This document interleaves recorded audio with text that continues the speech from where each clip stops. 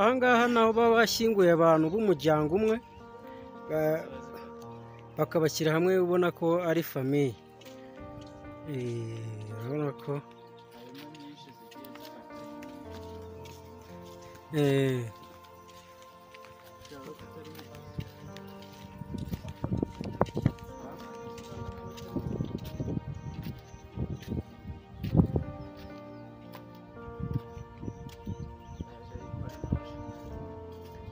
Jay Polly, yes, abakozi b'Urunana TV murabona ko tugeze aho Jay Polly ashyinguye, agira ngo mumfashe tumwifurize iruhuko ridashira.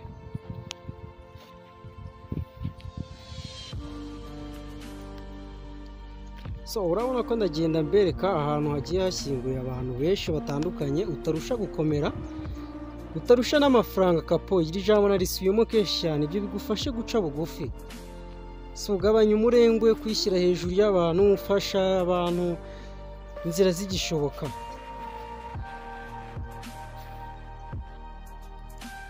None se musore, hari akabazo k'amatsiko nashaka kukubaza.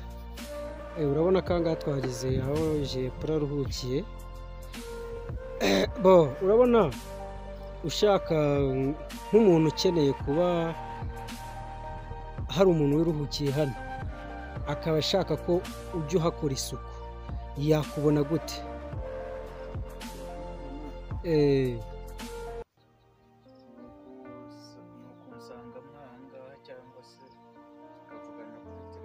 Mukavugana kuri telefone. Ego, ubwo nimero z'imva ni ziba ziri inyuma. Ubu ahangaha kaze tubereke gatoya. Urabona ahangaha ni nimero z'imva. Nk'ubu nk'umuntu ukeneye kuba yakubwira ko akeneye gukoresha isuku ku imva ya Jay Polly, yafata nimero 2453 ku bakeneye iyi ni nimero ya Jay Polly. Hanyuma nimero yawe ya telefone umuntu ashobora kuba yagukeneraho. So twirinze kubikubwira dutangira ikiganiro. Buri kuri kamera z'Urunana TV Rwanda. Ego, ubwo bwira abakurikiye Urunana TV Rwanda nimero yawe ya telefone, ku buryo ugukeneye ushaka kuguha akazimo hano yaguhamagara akavuga ati nimero iyi niyi, ndashaka ko wagira icyo uyikoraho. Ikaze.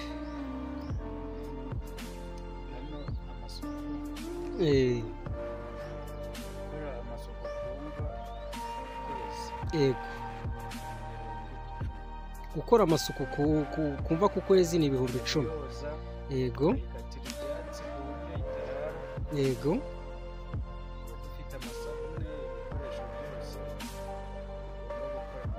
Yego. Nibyo mukoresha.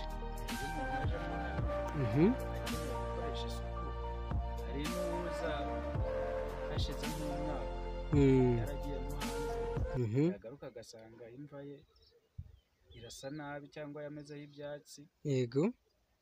Ubwo ako kanya nitwe tubikorera amasuku. Mwe mubikorera amasuku. So yashatse ko duhora tuhakora buri munsi. Yego. Urasa neza. Afata nimero. Wafata nimero yawe ya telefone. Watanga nimero yawe ya telefone tukabona tukukubaza akabazo k'amatsiko gatoya. 078 38 24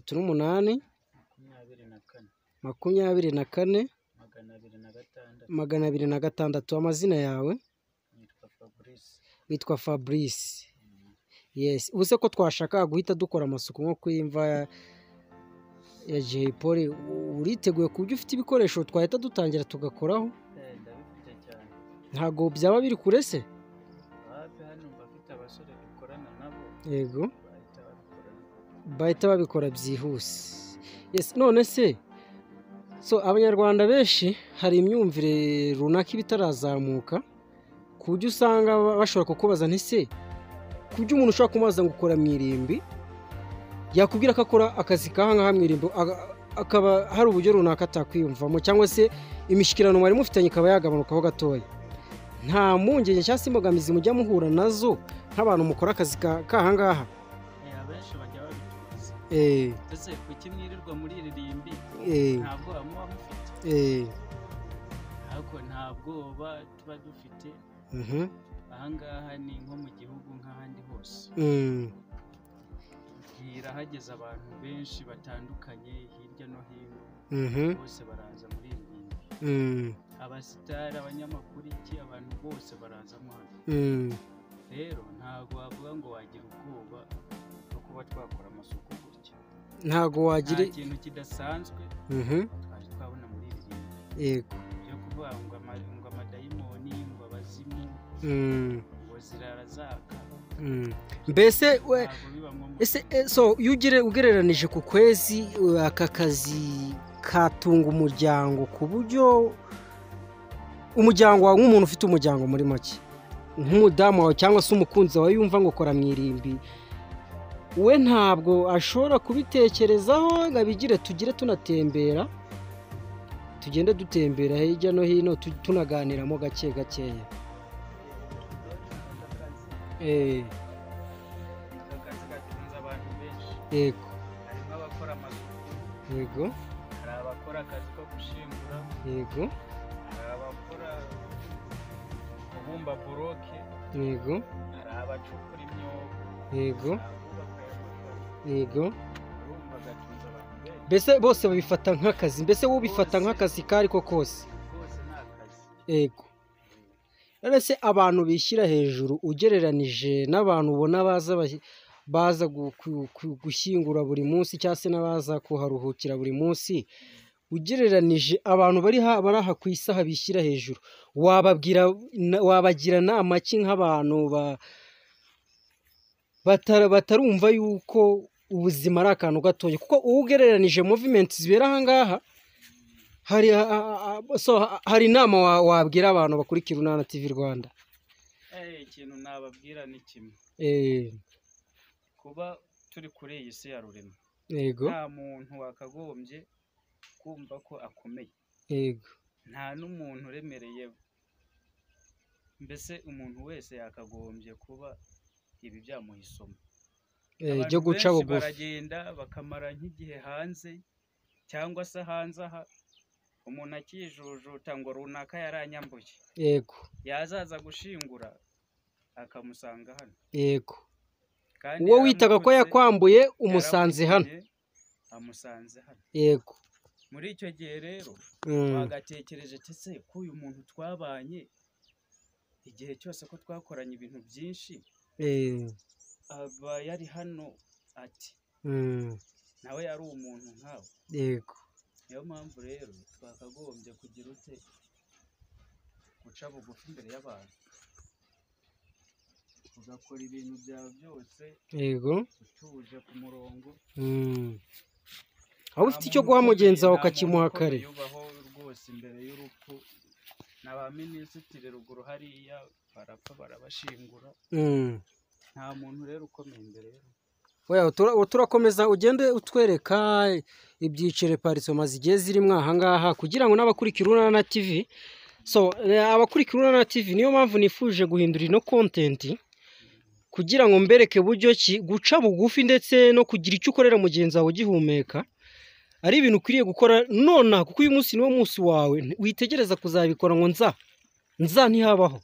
Alright, komeza ugendane natwe, twemeze tugendane n'uyu musore wacu. Ntabwo watubwiye amazina? Yewe nitwa Mugisha Fabrice. Mugisha Fabrice, bitewe n'igihe maze muri iri rimbi ntabwo ari kirekire pe, imyaka 3. Yego, ariko muri iyo myaka 3 bashobora kuba bashinguyemo nk'abantu nk'ibihumbi nka 3.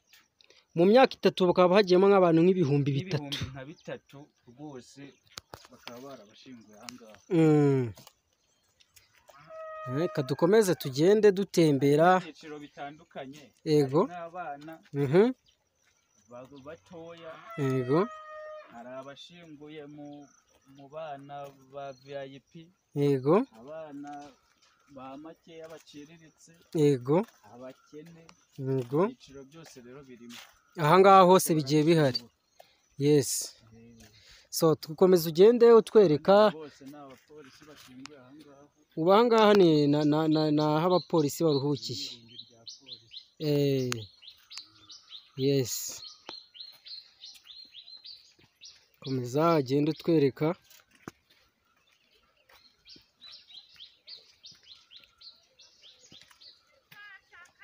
Hano hari umugabo bahashinguye twajyaga twumva mu ikinamico bitaga nde? bitaga niba bamwitaga nde? Yari hano hirya. Ahubwo nabonye wa musaza wakinye muri Rwasa hari ahirya. Niwe cyangwa ashishije? Muri Rwasa. Kagenze dukomeze tugendane na Mugisha agenda atwereka.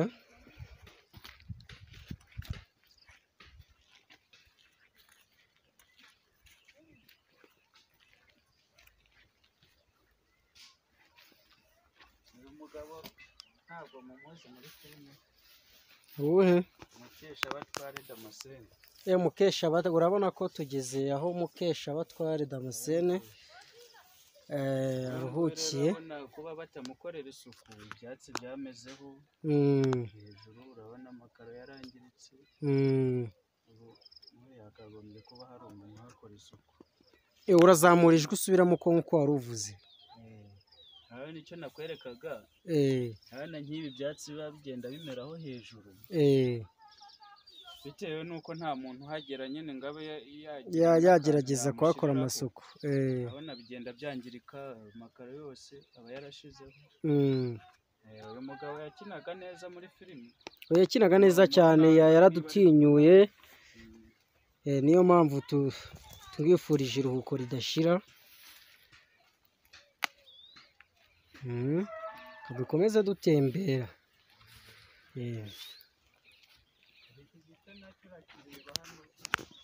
Akazi ukora atari keza, ahubwo wowe uzagakora ugakunze kubera ko ufite icyo ugashakamo, sibyo? Nanjye ntabwo ubundi iyo ukora akazi kose, waba uri umuhinzi, yego, waba uri umushumba, yego, waba uri igiki, yego, ako kazi ugakora ari uko ubona ko ugafitemo ikintu cy'inyungu kiri butahe iwawe. Yego, kibaye nta nyungu zirimo ntabwo wagakora. Ariko nyine kuba dukora ahangaha rwose, hari n'abaza bakarira ngo turi abagome, twirirwa dushingura, ariko byose ugomba kubyihanganira ukabifata nk'akazi. Ibimubabaje muri we. Twebwe rero iyo turi mu kazi, kose ni akazi. Nkuko hari n'uwuzana akavuga ati rwose Imana ibaha umugisha, mukora neza. Abantu bose baba batandukanye. Ariko so ntabwo biguca intege iyo bakubwiye ngo muri abantu babi, ngo mwirirwa mushyingura abantu. Ntacyo byabimbwiye, arabivuga nkamureka, arakomeza n'ubundi akagenda. Hagera undi nawe aza, nawe akampa akazi. Weho ugakomeza ukihangana. Icyo mba ndeba ni akazi. Yes. Yes, njyewe wakoraga iki kiganiro na Alex, umugabo uruta abandi, ariko ntabwo mbaruta ku mafaranga tu. Bimwe nababwiye mutakwiriye kwirata, mbaruta mu gutekereza kure, kandi n'abandi batekereza kure. Mwese ndabashimiye. Shimiye na buri muntu wese ugiye gufungura iki kiganiro akakireba. Musore nawe turagushimiye kuba ukoze iki gikorwa cyo dutembereza ahangaha. Ndagira ngo wakibutsa abakurikira Urunana TV nimero yawe ya telefone, kugira ngo uza kureba iki kiganiro afite ahantu hadasukuye abashe kuguha akazi nawe ukomeze wibesheho. Wabibutsa nimero yawe ya telefone? Nimero yanjye ya telefone, yego, 078 38 24 206. baba bakeneye ko namukorera isuku muri ibi bya Rusagoro. Yego, bagomba kumbwira nimero y'imva. Yego, nimero y'imva mwazibonye ahangaha, n'amazina ye ariho ku ifoto ibihari, dore iragaragara. Yego, ubundi akambwira ati ujye uhankorera isuku, akampamagara isuku nkayimukorera. yes Yaba atabyumva ko nayikoze nabifotora nkanamuhereza akareba. kuri WhatsApp urahaba? Nta kibazo. yes urakoze. Twakomezaga tubwira ko tujyanye ahashyinguye Kizito Mihigo, aho hirya ni hari, dukomeze tuhatembera.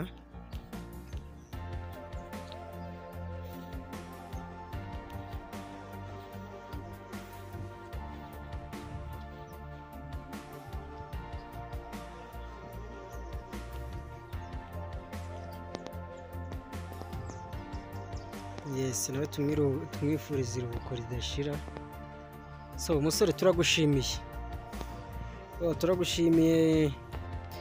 Ubwo muri make ahangaha twari turi mu cyiciro cya mbere kuva hano kugera iruguru iriya.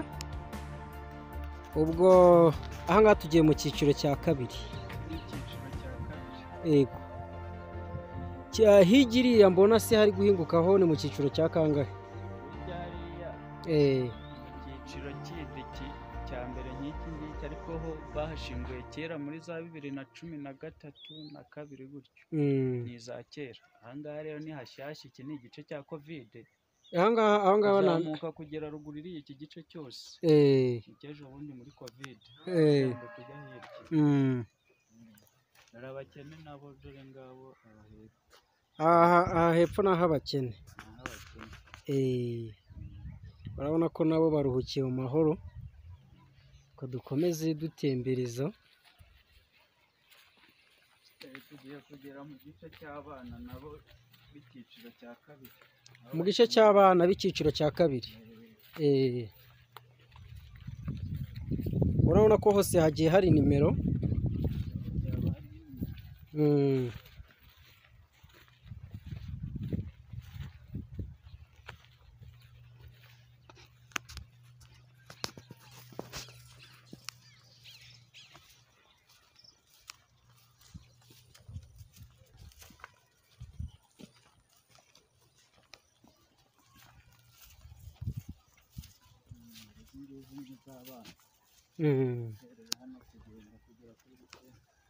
Ahangaha ni ah'abana.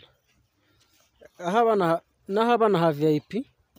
Aha ni ah'abana b'icyiciro cya kabiri. Abana b'icyiciro cya mbere cya VIP nabo turabageraho hirya iriya. Kadukomeze.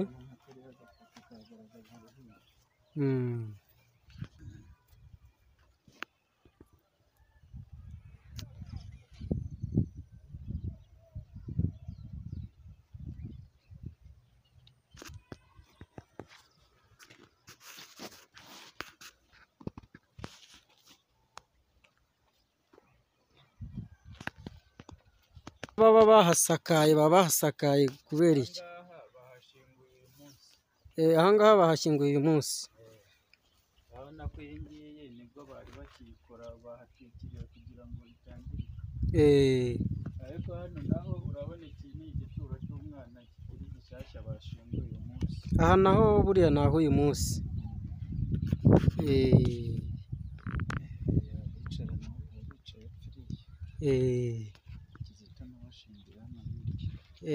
Kizito Mihigo nawe ashyinguye hariya hirya.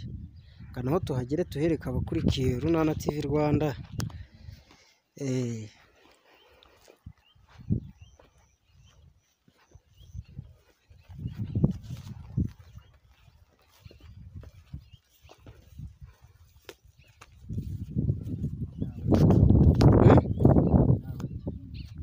Aba ngaba ni abagiye batishoboye cyane, ariko ku isi twese turishoboye, aho ukuntu abatishoboye cyane kubera aparitema tugiye tubayemo. Ese niba hari za 605. Yego. Icyiciro cya kabiri 305. Ahangaha ni 30. Ahangaha buriya naho hashizeyo. Ahubwo tuba twinjiye mu irimbi ry'abasilamu agace. Ahangaha ni mu irimbi ry'abasilamu. Nk'uyu nguyu bashize hamwe n'umuyisilamu. Harimo imva nyine z'abayisilamu. ubushize utubwiye ko aha ngaha ari mu irimbi ry'abasilamu ariko tukaba turimo kubona hakaba ariho hari Kizito. Oya, irimbi ry'abasilamu ni aka gace k'aha ngaha. Kano kamanuka hano guca. Uriya ni umusilamu ushinguye mwari. Yego. Iki gice guhera hano kumanuka. Ni abasilamu. Iki nacyo nabwo aha ngaha naho ni icyiciro cya mbere. Uyu muntu abantu benshi bari bamuzi. Nawe turamuzi, ni umudije.